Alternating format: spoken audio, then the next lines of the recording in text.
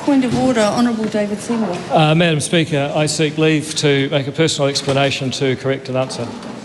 Leave is sought for that purpose. Is there any objection? There is not. Madam Speaker, on Thursday, in answer to an oral question, I said I'd been advised that only one breakdown had delayed a fire truck arriving at a job. I've subsequently received an apology from Finns that information was based on a miscommunication. I'd like to withdraw that statement. Oral questions. Point of order. Point of order. Right Honourable Chris Hipkins. Thank you, Madam Speaker. Madam Speaker, when ministers give incorrect information in answers to oral questions, there is an onus on them coming back to the House and doing what David Seymour has just done and stating that they gave incorrect information. But there is also an onus on them to provide the correct information. David Seymour has just made it clear to the House that he provided incorrect information, but he hasn't done the second part of that, which is to discharge his responsibility for correcting incorrect information. It is to provide what the correct information actually is. So he's indicated that the fire service were disrupted more than once by having faulty equipment in responding to calls, but he hasn't told us how many times. Thank you. Does the Minister have the answer on hand? If not, the possibility is either now or at the earliest opportunity. Well, I'm sorry, but the Leader of the Opposition's assertion is incorrect.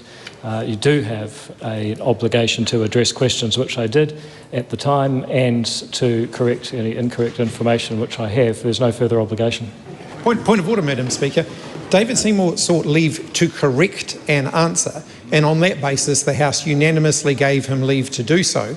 He didn't seek leave to withdraw information, he sought leave to correct information. Yep. He has not done that. So the advice I have is if the Minister knows the answer, he should give it to the House, and if he doesn't, he should have it to the House as soon as possible.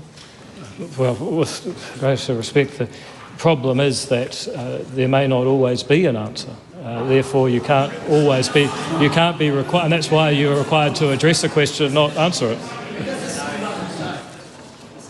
Point of order, Madam Speaker. Yep. Right Honourable Chris Hipkins. Madam Speaker, if David Seymour, if the Minister does not know the answer, then how could he have corrected the answer? He must know the answer, therefore he is obliged to tell the House what the answer is, given that the previous answer he gave was incorrect.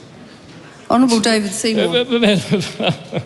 I just really hope that this is not how Labour Party logic works every day, because the simple fact is, while the statement made has been advised to be incorrect, that does not mean that a correct answer is available. It may be that the answer given was simply erroneous, that's why it's been withdrawn, and with the incorrect part removed, the answer is now correct. So the Minister is saying that he doesn't have an answer available. So, point of order, Madam Speaker, that isn't what he's saying. He appears to be saying he's not willing to give it. No, that's not what I heard. I heard him say there wasn't an answer available, is what he just said to the House. A further point of order, Madam Speaker. If it therefore becomes clear that David Seymour has been advised what the number is, and he has chosen not to give that information to the House, will he still be in breach of the House, as he would have been had he not corrected it? Maybe I can help the Minister out. I've been advised that a number is not currently available, so therefore it's not possible to answer the question, which is what I've been trying to get through to the simple man over there this whole time. Yeah. That's fine. There's currently... Further point of order, Madam Speaker. I'm accepting that there's not currently an answer available that the Minister has at this point in time. I'm accepting that too. Right Honourable Chris Hipkins. Madam Speaker, you'll note that this is a serious matter where a Minister has to seek leave to correct an answer in order to not breach the privileges of the House. I have raised the issue with you correctly and appropriately. Yes. Haven't insulted the Minister. No. Multiple times in his answers to that, he chose to insult me and attack me in breach of the rules of the House. What would the consequence of that be for him?